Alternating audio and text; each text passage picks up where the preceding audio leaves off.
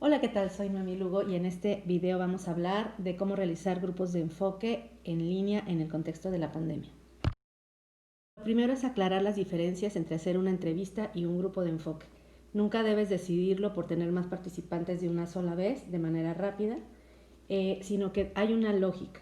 La entrevista es más íntima, más profunda, tal vez hay temas delicados en los que tú quieres la historia y la narrativa muy compleja de una persona y necesitas una entrevista. El grupo de enfoque también requiere confianza, pero además de confiar en ti, el participante debe confiar en el grupo.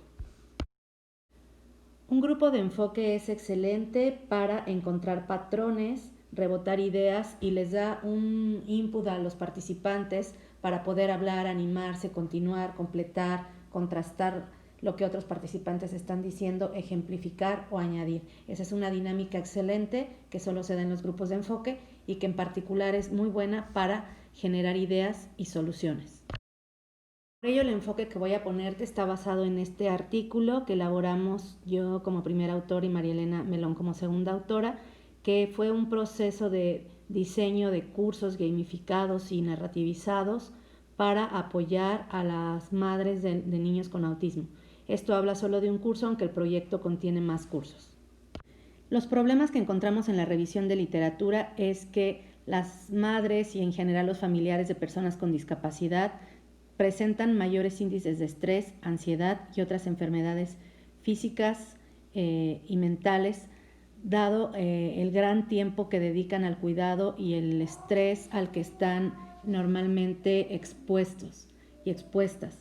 Por tanto, necesitan también capacitación y grupos de apoyo, pero esto es difícil que sea de manera presencial precisamente porque tienen muchas obligaciones familiares y pasan ya mucho tiempo en el cuidado de los niños o de los hijos o de las personas mayores, etcétera, que tengan discapacidad. Y esto dificulta que consigan apoyo y a la vez que se capaciten en estrategias para lidiar con esto.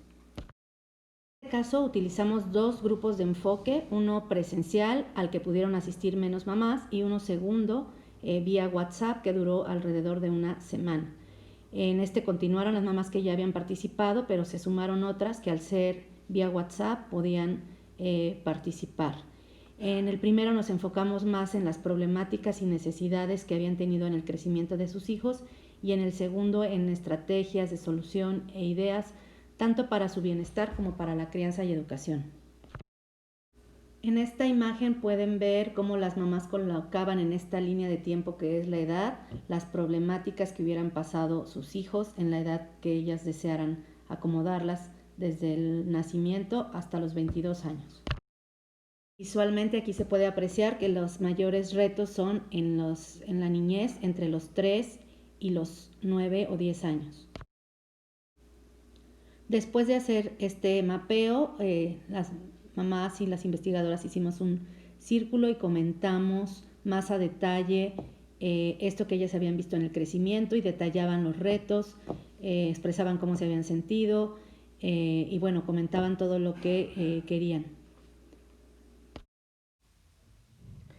El grupo vía WhatsApp fue una segunda fase y estuvo enfocado en rescatar la experiencia de las madres, sus saberes acumulados, la inteligencia colectiva que tenían como grupo, las estrategias que habían encontrado para sentirse bien, lidiar con el estrés, criar a sus hijos, a nuestros hijos y educarlos. Cómo se habían sentido apoyadas, cuáles eran estrategias que les eran útiles, de alguna manera sacar soluciones desde la voz de las propias mamás para los problemas encontrados en la revisión de literatura. En este pequeño ejemplo pueden ver cómo planteaba alguna de las preguntas. Por ejemplo, los autores dicen que nosotras tenemos más estrés, chalalala. ¿Es cierto? ¿No? ¿Estás de acuerdo? ¿Qué estrategias has encontrado para lidiar con el estrés? Y de manera libre las mamás durante el día iban contestando. En este caso hacíamos una pregunta por día, las dejábamos contestar durante todo el día en la manera que ellas desearan, texto, audio, video, audio o una combinación de todos estos. Para sacar conclusiones y patrones de los grupos de enfoque, pasamos digamos, las conversaciones en texto a un archivo indicando la fecha, la hora, la pregunta que había hecho la moderadora, todas las respuestas en orden, con seudónimos de las mamás ya acordados por el equipo investigador, y colocábamos los audios y los videos o fotos que nos habían adjuntado en alguna de las respuestas de manera ordenada en una carpeta adjunta para tener la referencia de dónde estaban. Pero esto nos permitía codificar el texto con mucha rapidez, de una manera clásica, como lo haríamos con alguna transcripción de entrevistas, pues para poder simplemente ver qué patrones y categorías encontramos en la información. En nuestra experiencia, hacer el grupo de enfoque vía WhatsApp tuvo varias ventajas. Por ejemplo, el nivel de participación aumentó, dado que las participantes podían hacerlo de manera sencilla y tenían como rango todo un día por cada pregunta. El focus fue sumamente rico, ya que cada quien era libre de compartir en formatos distintos, y ello fue muy enriquecedor. En persona no nos podrían haber compartido videos o fotos, y esto era como, miren, les voy a enseñar cómo tal cosa, ¿no? O lo que hago para, y entonces adjuntaban algo que ilustraba muy bien la experiencia o la idea. Y tanto el tiempo para participantes como investigadoras, tanto para participar como en el caso de las investigadoras para procesar la información, pues fue mucho más manejable, ¿no? Era una actividad a la que pudimos tener como más fácil toda la información que en el grupo presencial. Este es un ejemplo de lo que contestó una mamá al hablar de los logros que habían tenido sus hijos. Bueno, este es Suri, que está aquí nadando. Otra mamá nos contó cómo su hijo había aprendido a calentar tortillas y nos puso el video. Otra más cómo ya se dejaba cortar el pelo, y creo que fue una de nuestras respuestas favoritas, que además nos dejó ver qué podía pasar cuando un grupo de mamás compartía en línea. Pero bueno, también hay cuestiones importantes de comunicación, éticas y de seguridad. La seguridad es importante que se bajen los archivos a la brevedad y se suban, por ejemplo, a Drive, que es un servidor seguro, o Dropbox, sobre todo si los proyectos son fondeados o pasados por un board ético, pero aunque esto no suceda, siempre debemos proceder con ética. La comunicación es un reto, ¿no? Cómo moderar en línea, siguiendo un ritmo, que a la gente no se le olvide contestar, sin apurarla demasiado, sin agobiarla. Y también otra cosa importante que descubrimos es que hay que poner límites de que solo se conteste sobre las preguntas del grupo, porque cuando las mamás eran amigas también contestaban otras cosas. Ante la pregunta ¿cómo pueden hacerse grupos de enfoque y talleres a distancia? Ya contestamos en parte con este ejemplo de WhatsApp, que fue asincrónico, pero podríamos decir que pueden ser sincrónicos vía Zoom o híbridos, teniendo componentes en línea y luego sincrónicos vía Zoom u otras tecnologías que no tienen que ser esa precisamente. Pero vamos a tratar de ver un ejemplo de cómo pasaríamos la parte presencial que vimos al inicio, que incluye un mapeo, a una parte que sería sincrónica, o podría ser asincrónica, pero ya no sería presencial, ¿no? Porque ahí hay un trabajo de colaboración, y es lo que vamos a ver en los siguientes ejemplos. Pongo aquí solo esta imagen para recordar que se hizo este mapeo y que luego hubo una conversación al respecto.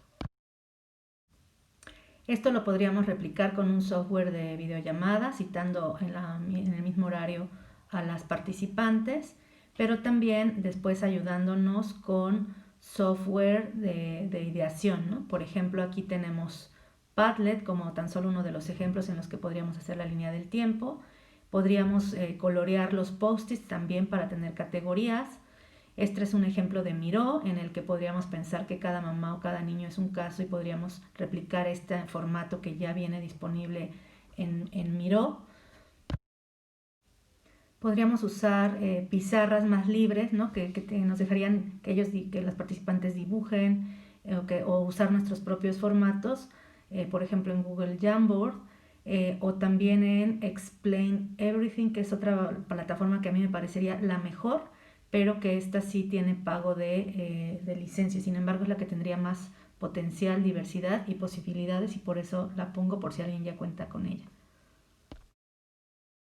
Lo que voy a poner ahora son ejemplos de ideación propios. Este lo hice yo para ustedes, mis alumnos, bueno, un grupo de mis alumnos.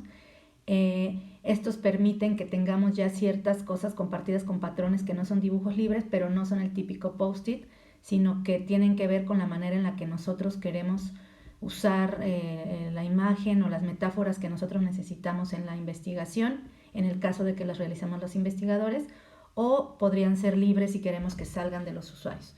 Aquí pueden ver, por ejemplo, era simplemente para idear temas de interés y cómo cada usuario pues contesta algo diferente, pero tenemos patrones. Esta, por ejemplo, la usé para pedir grupos a los que pertenezco del lado izquierdo y a los que no del lado derecho, que me daría curiosidad de investigar, y podemos ver que hay cierto grado de personalización, pero que podemos encontrar patrones fáciles. Esta es para una lluvia de ideas, es un foco terriblemente dibujado por mí, pero es un ejemplo. O aquí podríamos poner, no sé, mi futuro de película y entonces que cada quien dibuje, ¿no? Tipo cómic. Aquí estoy poniendo en Jamboard cómo se podría dibujar el mismo foco y la gente de manera colaborativa podría simplemente llenar las ideas alrededor. En este sentido, las pizarras permiten mucha libertad. Por ejemplo, aquí dibujar esta línea del tiempo para solucionar un problema, una secuencia de pasos. Nosotros podemos decidir esas imágenes, ¿no? En general, las pizarras permiten la multimedialidad, ¿no? Insertando imágenes, archivos que tengamos, por ejemplo, en Drive. Esta es Jamboard. O, por ejemplo, haciendo también post-its.